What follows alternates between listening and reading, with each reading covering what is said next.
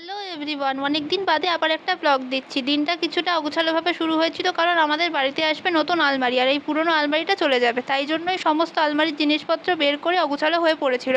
তারপর আমি চলে গেছিলাম একটা কেক কেনার জন্য। তার কারণ হচ্ছে আজকে আমার মামার জন্মদিন। মামা জানতো না, কিন্তু আমি মামার জন্য একটা কেক আনার প্ল্যান করেছিলাম, এবং মা মামার জন্য সব তার পছন্দের খাবার দাবার রান্না করেছিল। তো তারপর এখানে দেখো কেকটা বের করা হচ্ছে। মামা কিন্তু কোনোভাবেই ক্যামেরাতে নিজের মুখ দেখাতে পছন্দ করে না বেশি, ওই জন্য মামা ভিডিওতে বহুবার নিজের মুখটা দেখাতেই চায়নি, খালি হাত দিয়ে ঢেকে নিচ্ছিল। আর তারপর কেকটা বের করা হয়ে গেল। আর কেক ছাড়াও অবশ্যই পায়েস বানানো হয়েছিল। আমার তিয়া দাদু তো সবার জন্মদিনে পায়েস বানাবেই, এটা আমাদের বাঙালির একটা খুব সুন্দর নিয়ম, আর পায়েস তো করতেই হবে। তারপর দেখো কত সুন্দর এই চকোডিলাইট কেকটা আমি চয়েস করে এনেছিলাম, এবং তারপর দিদা মামাকে পায়েস খাইয়ে দিল। আমার মা দিদা দাদু এরা কিন্তু খুব সুন্দর পায়েস তৈরি করে। আর তারপর মামা আবার নিজের মুখটা হাত দিয়ে ঢেকেই নিচ্ছে, কোনোভাবেই মুখ দেখানোর জন্য রাজিই নয়।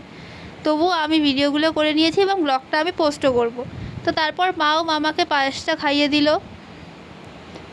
আর মামা অপেক্ষা করছিল কতক্ষণে কেকটা কাটবে। তারপর ফাইনালি মামা কেকটা কাটতে শুরু করলো। তখনও মামা বারবার নিজের মুখটাই ঢেকে যাচ্ছিলো, তাই জন্য আমার বাবা হাত ধরে রেখেছিল যাতে মুখটা না ঢাকতে পারে। তারপর নিচু করে মাথাটা কেকটা কেটে আমিও মামাকে কেক খাইয়ে দিলাম। তখন মামার মুখটা সামনে দিয়ে নিতে পেরেছি। তারপর অনেকক্ষণ ধরে বসেছিলাম, আর কোনো কাজ ছিল না, মা রান্না করছিল। আর তারপর এখানে আমি কিছু স্যালাড কাটছিলাম। স্যালাড কেটে তারপর ফাইনালি দুপুরে সাজিয়ে গুছিয়ে খেতে বসে পড়েছে মামা, আর আমিও মামার সঙ্গে খেতে বসে পড়েছি। ভেটকি পাতুরি, মিক্সড ফ্রাইড রাইস, স্যালাড, ডিম কষা, এই খাবারগুলো দিয়ে খুব সুন্দর করে নিজের লাঞ্চটাকে কমপ্লিট করলাম। আর তারপরে অনেকক্ষণ দিদার বাড়িতে বসেই ছিলাম, মা অনেক আগেই চলে গেছিলো বাড়িতে। তারপর আমিও সন্ধ্যাবেলায় বাড়ি চলে গেলাম। দেখো আমাদের নতুন আলমারি কিন্তু চলে এসছে, কিন্তু এখনই আসল কাজ, পুরো আলমারিটা গোছানোর কাজটা বাকি রয়েছে।